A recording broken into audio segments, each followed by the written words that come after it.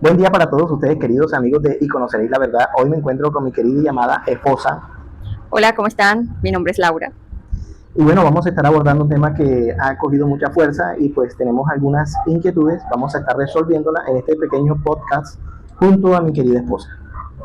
Bueno, claro que sí. Vamos a estar hablando acerca de la ansiedad. La ansiedad es un trastorno que no solo afecta la parte psicológica, sino también la parte física. Afecta el sistema nervioso con síntomas que padece la persona que son realmente duros, fuertes, con miedos, con temores, con malestares, con dolores que se sienten físicos y que se sienten reales, aunque digan que todo es psicológico, según los médicos. Bueno, en base a la palabra, ¿qué podemos decir acerca de la ansiedad? ¿Es una enfermedad como tal o es algo espiritual? Bueno, para empezar con este tema, me gustaría que todos abriéramos o buscáramos en nuestras Biblias el Evangelio de Marcos, porque ahí hay algo que cuando yo lo leí a mí me impresionó mucho, y con base a lo que yo pude leer allí, es una decisión mía personal, o es algo que yo creo, y es que para mí todo es espiritual. La ansiedad, la depresión, todas estas cosas que no solo afectan la parte física de la persona, sino también su parte emocional, laboral, relaciones interpersonales. Y si nosotros vamos a la palabra de Dios en el libro de Lucas, en el capítulo 13, desde el verso 10, me di cuenta de algo que a mí me impresionó. Y es lo siguiente: cierto día de descanso, mientras Jesús enseñaba en la sinagoga, vio a una mujer que estaba lisiada a causa de un espíritu maligno. Había estado encorvada durante 18 años y no podía ponerse derecha. Cuando Jesús la vio, la llamó y le dijo: apreciada mujer, estás sanada de tu enfermedad. Luego la tocó y al instante ella pudo enderezarse. ¿Cómo alabó ella a Dios? Y ahí vemos, hermano, claro que era una mujer jorobada y cualquiera diría, no, la columna, no, tiene alguna situación muscular, no sé, lo que sea. Pero lo que vemos claramente es que el Señor lo primero que dice es que estaba siendo atormentada por un espíritu y tenía mucho tiempo de estar así. El Señor la ve con misericordia y le dice: apreciada mujer, sé sana de tu enfermedad. O sea que a la situación que ella estaba experimentando le llamó enfermedad, pero que nos revela que había un espíritu maligno involucrado en esa situación. Entonces, en lo personal, para mí, todo es espiritual. Bueno, ya teniendo claro que es un tema netamente espiritual, ¿qué debe hacer la persona que está empezando o que ya está pasando por esta situación de ansiedad? Porque, bueno, muchas personas en determinada situación, ¿qué hace? Se pone a investigar, se pone a buscar en internet, preguntando, pero ya estamos viendo, según la palabra de Dios, que es algo espiritual. Entonces, ¿qué debe hacer esa persona? Bueno, para empezar, tenemos que ir a la palabra. En el libro de los Hechos dice que porque no hay otro nombre debajo de los cielos dado a los hombres en el cual podamos ser salvos. Y esa palabra no se nos puede olvidar. No hay otro nombre, no es una persona la que te puede salvar, no es el pastor, no es el sacerdote, no es el cura, es el Señor mismo. En Él radica todo el poder, toda la autoridad, porque Él es la cabeza de la iglesia, y no solo la cabeza de la iglesia, sino que Él es el principal en toda la creación, tanto de lo que no podemos ver como de lo que vemos. Y una parte fundamental es la fe. La fe juega un papel crucial. ¿Por qué? Porque la Biblia dice que sin fe es imposible agradar a Dios. Entonces, ¿qué es la fe? Es la palabra de Dios siendo creída por nosotros, aceptándola como la única verdad. Entonces, cuando tú ya recibes la fe, y la fe dice arrepentidos y convertidos, porque el reino de los cielos se ha acercado. De hecho, fue uno de los primeros mensajes que dio el Señor cuando estuvo en su ministerio público aquí en la tierra. Esa fue su primer mensaje, fue: ser arrepentidos y convertidos. Una vez que la persona se arrepiente y se convierte, y arrepentirse no significa solamente decirle: Señor, yo me arrepiento, sino que ese arrepentimiento tiene que doler, tiene que haber un sentimiento profundo en nuestro corazón de que nos equivocamos, de que hicimos mal, sea que nos engañó el mundo, la religión, lo que sea que haya pasado.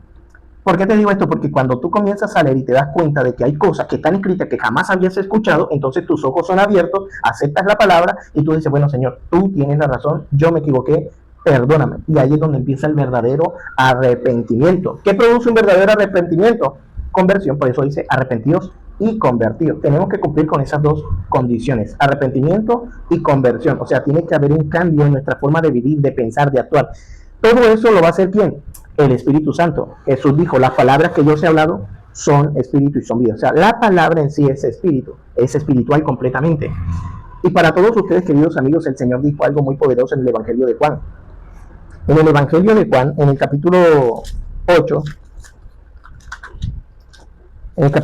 en el verso 36, dice así: así que, si el Hijo los hace libres, ustedes son verdaderamente libres. ¿Y por qué me encanta esta cita? Porque muchas personas hoy que están siendo atormentadas, que están siendo perseguidas, que no pueden salir porque tienen miedo, que la situación los supera, entonces se encierran en ellas. Y otras personas que están experimentando situaciones similares y tienen un momento de calma creen que ya han sido libres, pero es un engaño.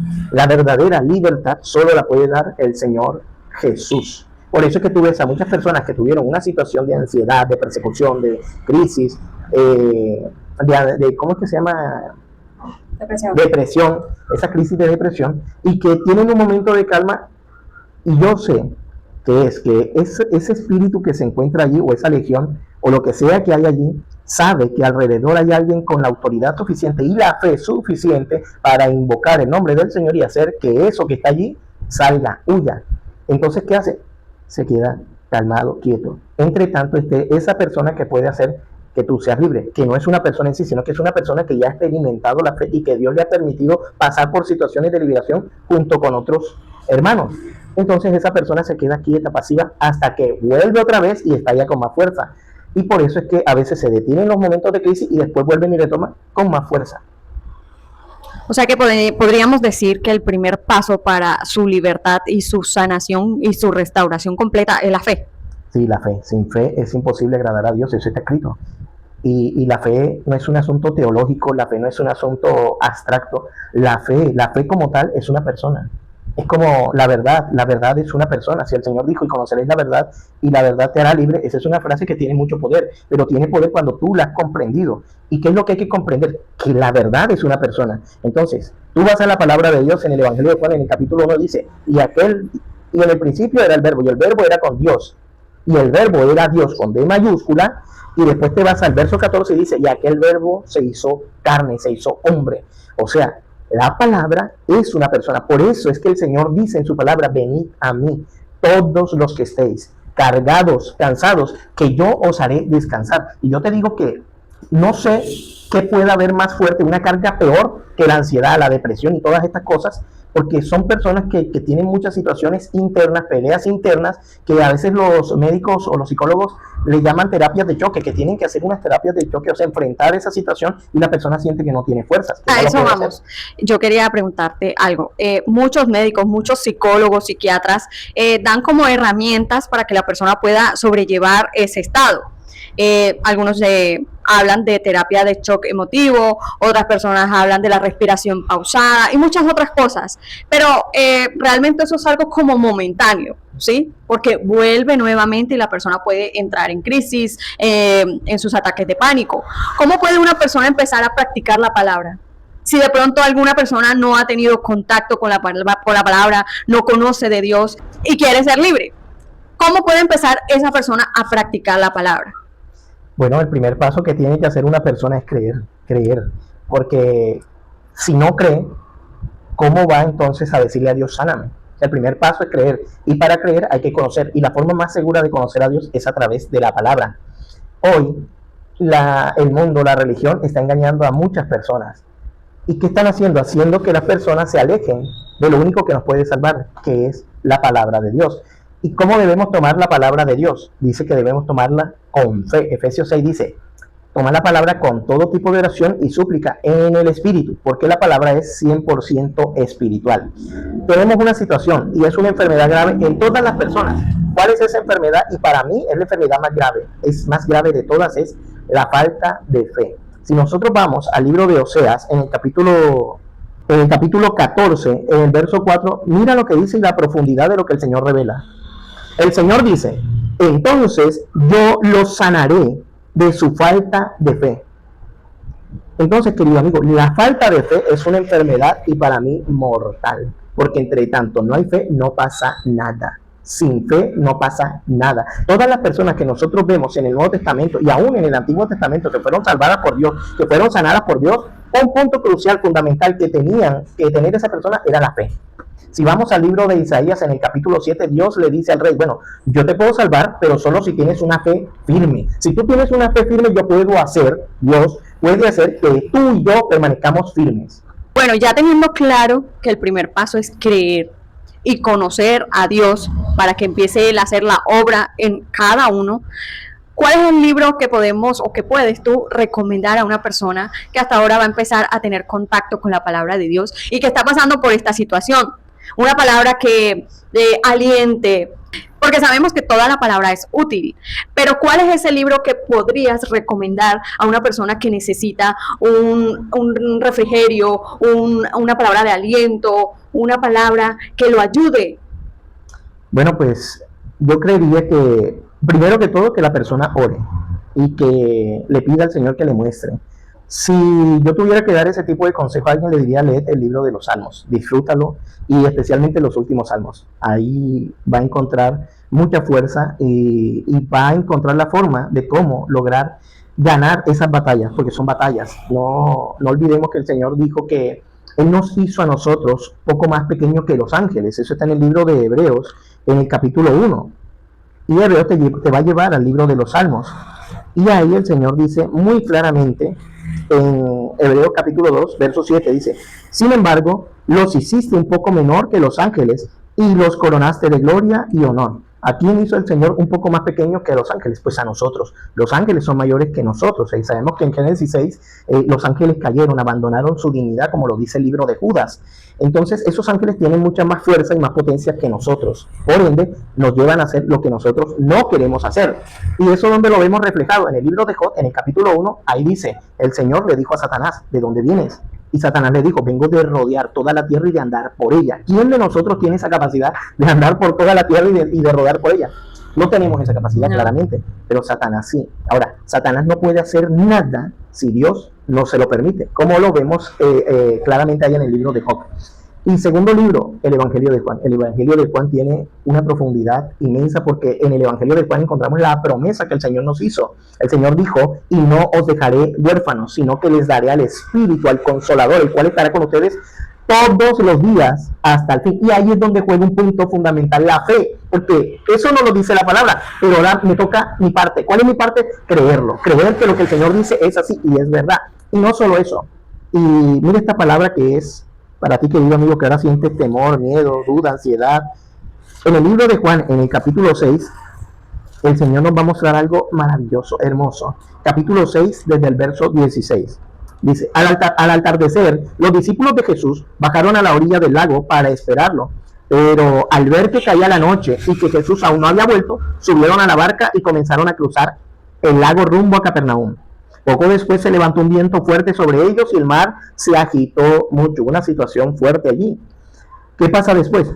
Habían remado unos 5 o 6 kilómetros cuando de pronto vieron a Jesús caminando sobre el agua en dirección a la barca.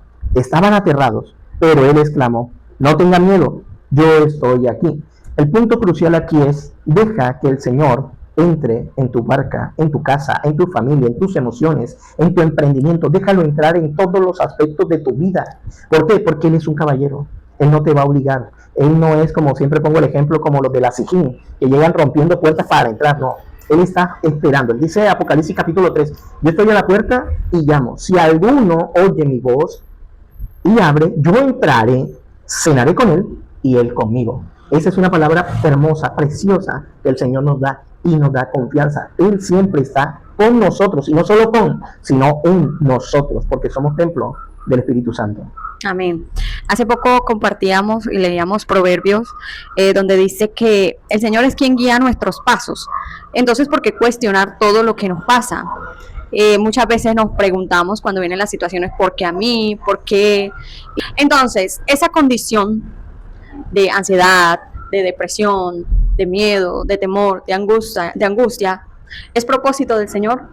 Sí, todo es permitido por el Señor, nada es casualidad. Mira que Los apóstoles, cuando vieron a un hombre que estaba ciego, ellos le dijeron al Señor, y bueno, Señor, y él está así por los pecados de su padre o por los pecados de él. Y el Señor dijo, ninguna de las dos. Él está así para mostrar la gloria de Dios, porque iba a ser sanado de esa condición. Entonces es importante ese punto, porque muchas personas cuando están en una situación difícil cuestionan, se quejan, que eso es algo normal, porque eso hace parte de nuestra humanidad. Pero en la vida espiritual de alguien que ya conoce al Señor, el quejarse no te va a llevar a ninguna parte. Te pongo un ejemplo. Pablo y Silas, presos en la cárcel más profunda, y estaban con grilletes, estaban amarrados, no podían salir. Y ellos no estaban quejándose, ellos no estaban llorando, ellos estaban cantando alabanzas. ¿Y cuál era el propósito? Salvar al carcelero y a la familia del carcelero. O sea, todo tiene un propósito. Es más, el caso de mi esposa. Estamos hablando de esto porque mi esposa tuvo una situación a raíz de algo que pasó familiar y que le afectó mucho. Y entonces Dios nos mostró la manera de cómo poder enfrentar esa situación de ansiedad. ¿Ves? ¿Y cómo lo hicimos? Refugiándonos en el Señor. Por eso quería tocar este tema, porque podemos hablarlo con propiedad, por experiencia, y porque realmente el Señor fue el que me dio la fuerza, la fortaleza para poder sobrellevar esta situación, que no es fácil, es muy difícil, pero si tenemos fe, con fe todo es posible. Entonces, gracias al Señor por esta situación, y que ojalá este video pueda llegar a muchas personas que estén pasando por este proceso, por esta situación, por esta condición, que sí hay sanidad, sí hay restauración, y es en Dios. No hay otro lugar, no hay una persona, es Dios, nada más. Y algo muy importante a tener en cuenta, no permitas que nadie te diga no se puede, no vas a salir de eso, de esas voces que hay en tu cabeza, todo eso es mentira, eso no es verdad. Hay un enemigo que vino para hacer tres cosas fundamentales: matar, hurtar y destruir. Esa es su misión, esa es su tarea. Él ya está condenado y quiere arrastrar la mayor cantidad de personas que pueda junto con él hacia la destrucción. Entonces, no te rindas, no te des por vencido. Lee la palabra, porque ahí hay casos de personajes que tuvieron una situación de angustia, de ansiedad. El caso de Josafat, puedes buscarlo en el libro de los Reyes, una cosa impresionante de un varón que tuvo miedo porque tres naciones más fuertes, más poderosas que él, venían contra él, y este hombre va al templo de Salomón, va y le presenta su caso al Señor, y el Señor viene a un hombre, a un profeta, y el profeta le habla a Josafat y le dice: mira, Josafat, ve a la guerra, pero no habrá para que tú pelees, sino que vas a estar quieto y contemplarás la victoria del Señor. Mira, quien a Josafat escuchó esa palabra, se llenó de fuerza, convocó a todo el pueblo, desde el más pequeño hasta el más grande, y se postraron rostro en tierra. Convocaron ayuno, porque el ayuno tiene poder, el ayuno tiene un poder sorprendente. Mira que había un hombre que tenía un hijo que estaba endemoniado, y el demonio unas veces lo tiraba en el agua para ahogarlo, y otras veces en el fuego para quemarlo. Y vinieron los discípulos que empezaron a sacar al demonio y no pudieron. Entonces el Señor escucha el alboroto, y ¿qué es lo que pasa aquí? Y el padre de familia le dijo: Señor, es que traje a mi hijo que está siendo atormentado por un espíritu, y tus discípulos no pudieron hacer nada. Señor, tú puedes hacer. Mira la respuesta impresionante del Señor. El Señor le ha dicho a este varón, le dijo: sí puedes creer, porque para el que cree, todo le es posible. Ahí no dice algunas cosas, no, ahí dice todo. Para el que cree, todo le es posible. El Señor reconoció y le dijo: ayuda mi incredulidad. ¿Ves por qué tenemos que ser sanados de la falta de fe? Porque es un problema. La falta de fe es un problema terrible. Tenemos que tener fe. ¿Cómo logramos tener fe? Mira, vamos a empezar a leer y vamos a ir practicando lo que leemos. ¿Por qué? Porque el apóstol Santiago nos confirmó que la fe sin obras está muerta. De nada me sirve a mí conocer la palabra y no actuar conforme a lo que dice la palabra. Te pongo otro ejemplo, el ejemplo del rey Asa. También lo puedes buscar. Fue un hombre que tuvo miedo porque venía una nación mucho más poderosa que él.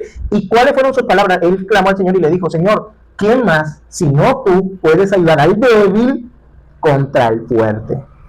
Solo Dios te puede ayudar. No es un pastor, no es un cura, no es un sacerdote. Tienes la palabra, tienes la Biblia, siempre la has tenido. Tómala, porque es la armadura, es la espada y es el escudo de nuestra fe. Y es que el Señor nos dejó muchas herramientas. No solo nos dejó su nombre, porque dice que todo aquel que invocare su nombre será salvo.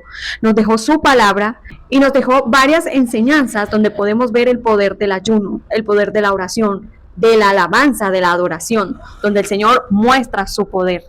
Entonces, apropiémonos de todas esas cosas, aprovechemos todas esas herramientas que tenemos y busquemos a Dios. Es el momento, entre tanto que se dice hoy. No endurezcas tu corazón. Hebreos 4. Bueno, amigos, esperamos que este tema haya sido de mucha ayuda para todos ustedes. Esperamos que puedan disfrutar cada cita. Les vamos a compartir las citas que tocamos el día de hoy. Y bueno, vamos a seguir hablando de estos temas, Si el Señor lo permite. si Dios lo permite. Bueno, bendiciones para todos ustedes. Saludos. Hasta la próxima. Chao. Chao.